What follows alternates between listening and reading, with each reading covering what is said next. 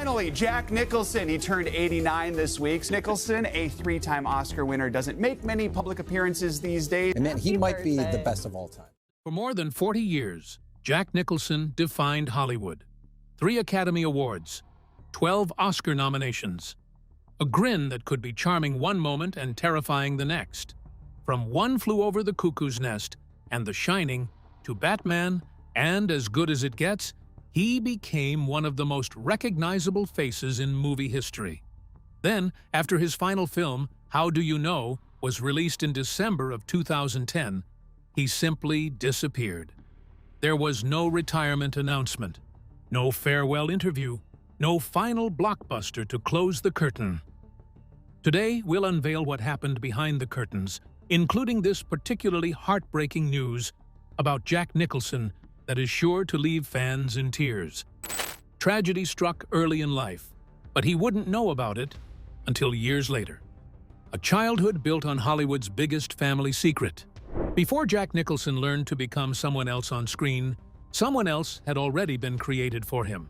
Long before the Oscars, the devilish grin, or the unforgettable performances in The Shining and One Flew Over the Cuckoo's Nest, there was a little boy growing up in New Jersey who believed a story about his own family that wasn't true. And the people who knew the truth took it to their graves. For nearly 4 decades, one of Hollywood's greatest actors unknowingly lived inside a carefully constructed fiction. Jack Nicholson was born on April 22, 1937, in New York City, but his family roots were in Neptune City, New Jersey, a small coastal community.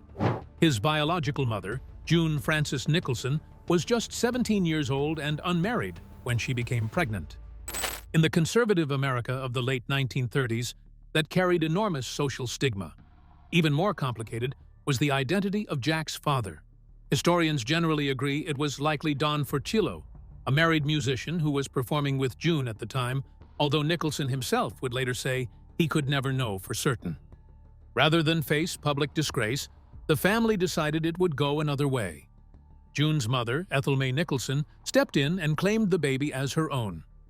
From that moment forward, Jack was raised believing Ethel was his mother and that June was simply his older sister. The man he knew as his father, John Joseph Nicholson, was actually his grandfather. To young Jack, nothing seemed unusual. Ethel cut hair to help support the family, while John worked as a department store window dresser. Looking back, there was a strange irony in it all. The man who would become famous for playing complex, deceptive characters had spent his entire childhood surrounded by one enormous performance. The secret ran even deeper than most people realize. The Nicholson family itself had experienced generations of fractured relationships and unconventional parenting. Some biographers have noted that instability and informal adoptions were already part of the family's history. Jack wasn't simply born into one family secret. He inherited a family culture built around protecting appearances at almost any cost. Everyone close to him knew the truth. Neighbors knew. Relatives knew. Yet somehow, the deception held together for nearly 37 years. Perhaps the most remarkable part is how completely it worked. Even when official documents were needed, the fiction continued. In the 1950s, when Jack required paperwork while preparing to leave for California to pursue acting, the family submitted records that supported the story they had created years earlier. There were no accidental revelations, no whispered confessions, no dramatic confrontations. Instead, the truth remained locked away. Meanwhile, Nicholson slowly built a career in Hollywood and slowly but steadily rose to the top. Then came the phone call that changed everything. In 1974, while researching a cover story on Nicholson, a reporter for Time magazine uncovered public records that didn't match the actor's understanding of his family. During routine fact-checking, the magazine contacted Nicholson with an extraordinary discovery. The woman he believed was his mother was actually his grandmother, and the woman he believed was his sister was his biological mother. There was one devastating complication. June Nicholson had died of cancer in 1963, and Ethel had passed away in 1970. No one who could fully explain why the deception happened was alive. But it had happened. Many expected the revelation to shatter him. Instead, Nicholson responded with surprising composure. He later described it as a pretty dramatic event, but insisted it was not traumatizing. He explained that by the time he learned the truth, he was already psychologically formed. That calm response has fascinated psychologists and biographers ever since. Was it genuine acceptance, or simply another example of Nicholson keeping his emotions carefully guarded? We will never know, but there were some clues to give us a sense of everything not being too ideal behind the curtains. He never married again after his first marriage ended. He became famous for fiercely protecting his private life, even while cultivating one of Hollywood's most recognizable public personas. Friends often described him as deeply loyal, but intensely private, someone who revealed only what he wanted others to see. It would be irresponsible to claim the family secret caused those traits, because Nicholson himself never made that connection. But many biographers have noted the striking parallels between the hidden life he inherited and the carefully controlled image he maintained for the rest of his career. But wait, we're only getting started on the strange and tragic roller coaster. Hollywood almost never discovered Jack Nicholson.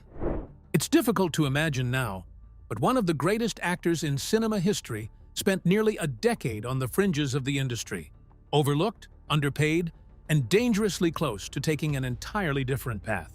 If just a few decisions had gone the other way, Nicholson might never have become an actor at all. There would have been no Jack Torrance smashing through the bathroom door, no Joker dancing through Gotham, and no Colonel Jessup barking, "You can't handle the truth." After graduating from Manasquan High School in New Jersey, Nicholson moved to Los Angeles in the mid-1950s, where his sister, though he still believed she really was his sister, lived. Like countless young dreamers arriving in Hollywood, he had no connections and no clear path. His first real job wasn't acting at all.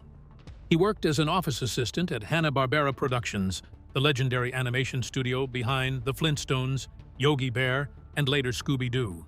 He ran errands, delivered mail, and fetched coffee. Studio executives were impressed enough with Nicholson's artistic ability to offer him work in the animation department. It seemed like a secure future. But Nicholson turned it down. Instead, Nicholson gambled on acting.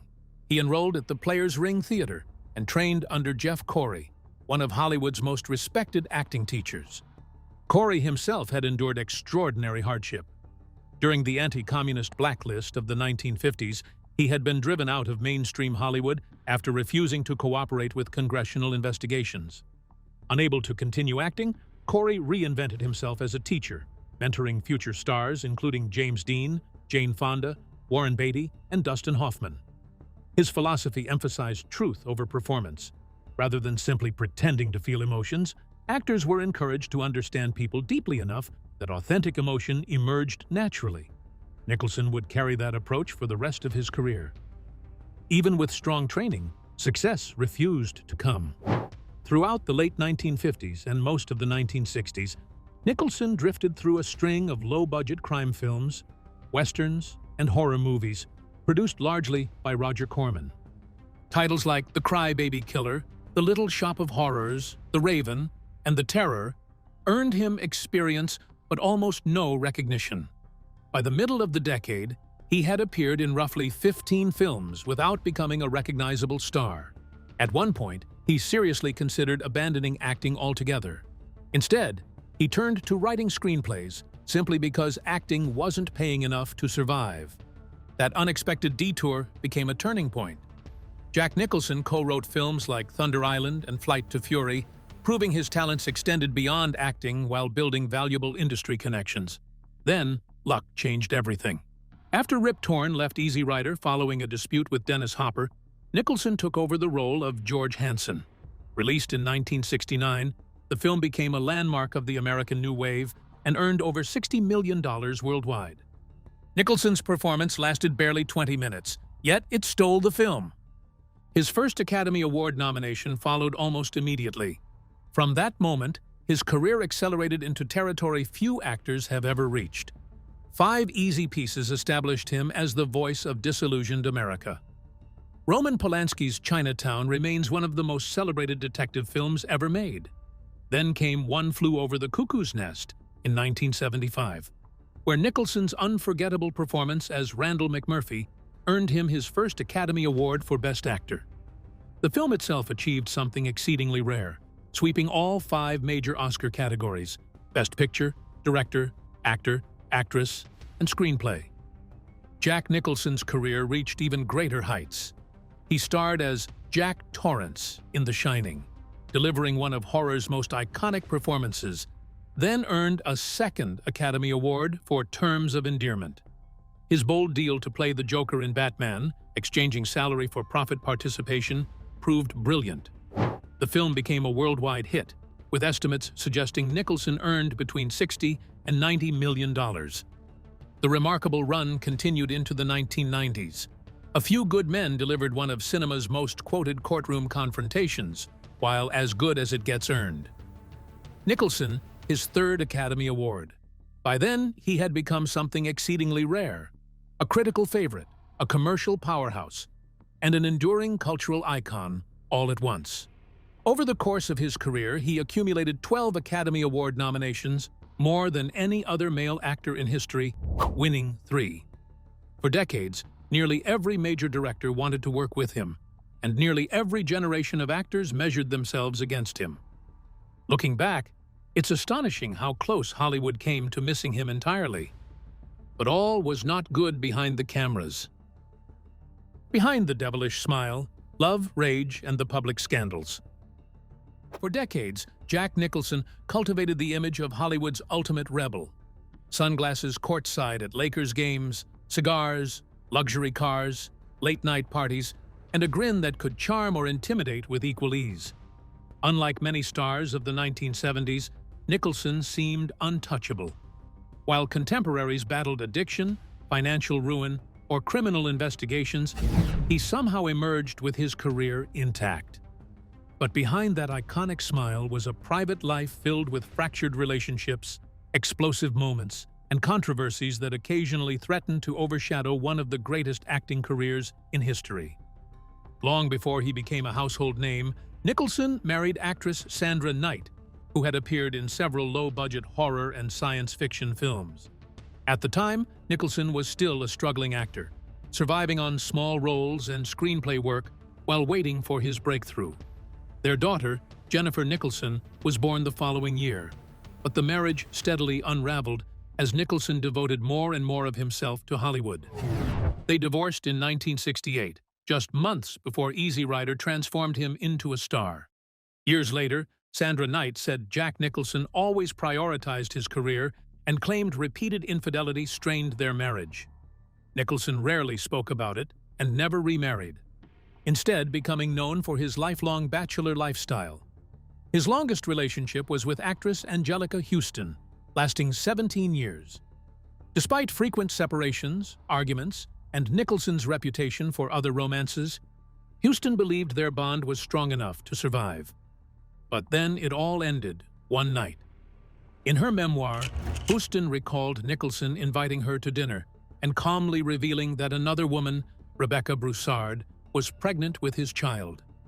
The news shattered any hope of continuing together. Houston later wrote that she immediately understood there was only room for one woman in the situation and walked away.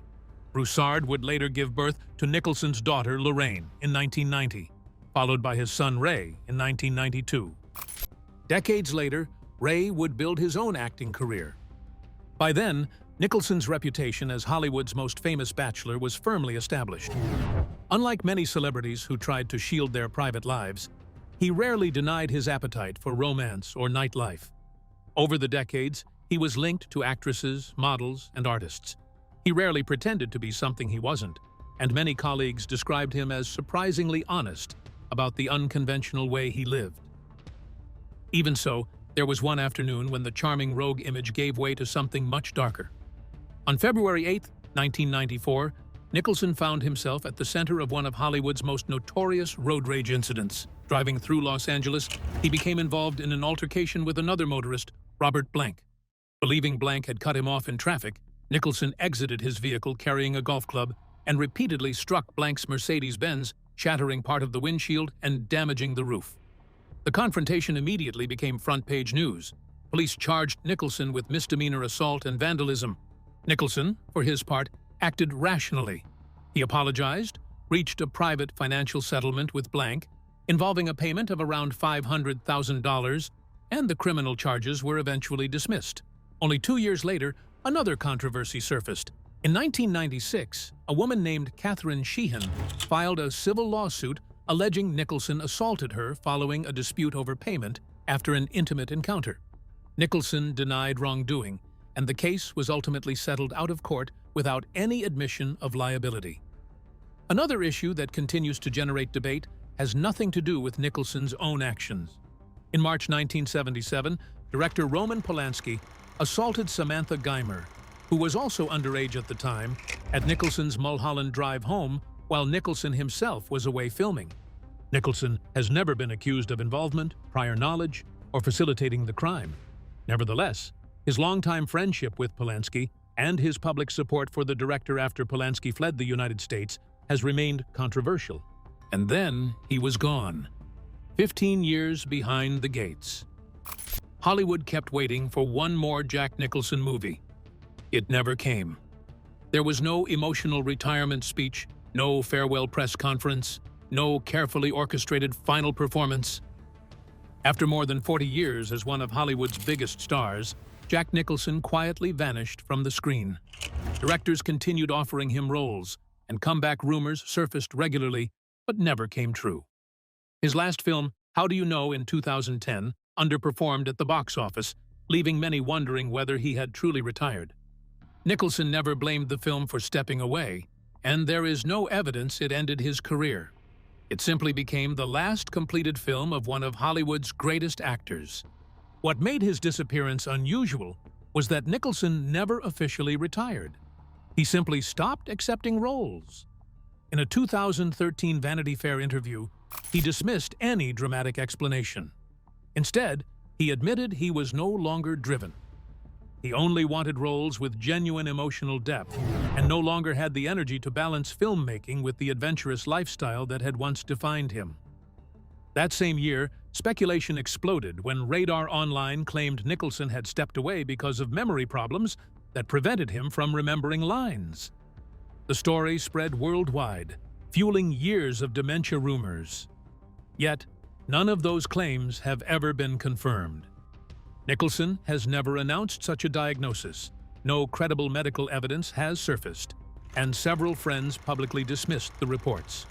Instead, people close to Nicholson painted a different picture. Director James L. Brooks repeatedly said he continued reading scripts, suggesting he never completely ruled out another film. The clearest sign came in 2017, when Nicholson agreed to star in an English-language remake of the acclaimed German film Toni Erdmann. Hollywood celebrated what looked like an unlikely comeback, but the project eventually collapsed after Nicholson withdrew. Why he ultimately decided against returning has never been publicly explained. As the years passed, Nicholson became increasingly difficult to spot. Aside from occasional Los Angeles Lakers games and rare photographs leaving his Mulholland Drive home, he largely disappeared from public life. His children, particularly Lorraine and Ray Nicholson, became an important part of that new chapter. Ray, now an actor himself, has described growing up having dinner with his father almost every night, and once said that watching Nicholson interact with people taught him how to be a human being. In 2025, longtime friend Danny DeVito offered perhaps the most reassuring update, telling People magazine that Nicholson was doing great after recently spending time with him. Around the same time, anonymous sources quoted by the New York Post claimed Nicholson preferred people to remember him as they always had: charismatic, energetic, and larger than life. After 15 years, the mystery looked far less dramatic than many had imagined.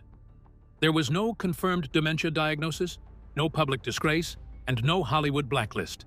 The evidence instead pointed toward an aging actor who became more selective and private.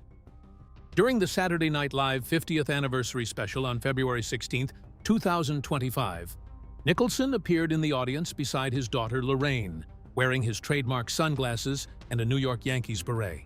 Leaning toward the microphone, he spoke just 5 words: "Ladies and gentlemen, Adam Sandler." The audience immediately erupted into a standing ovation. Sandler, who had starred with Nicholson in Anger Management, responded with an emotional tribute, shouting, "Let's hear it for Jack, baby." Jack made it out tonight. Love you, brother. Photographs taken the following day showed Nicholson using a cane, prompting an emotional response from fans, grateful simply to see him smiling again. Although many interpreted the moment as a symbolic farewell, Nicholson himself never described it that way. Afterward, he quietly returned to his private life. Well, that's it for now. Thanks for watching. Did you like this video? If you did, please consider liking, dropping a comment, and hitting the subscribe button so that you don't miss out on our new uploads. Also, don't miss this video you see on your screen right now. It's truly unbelievable.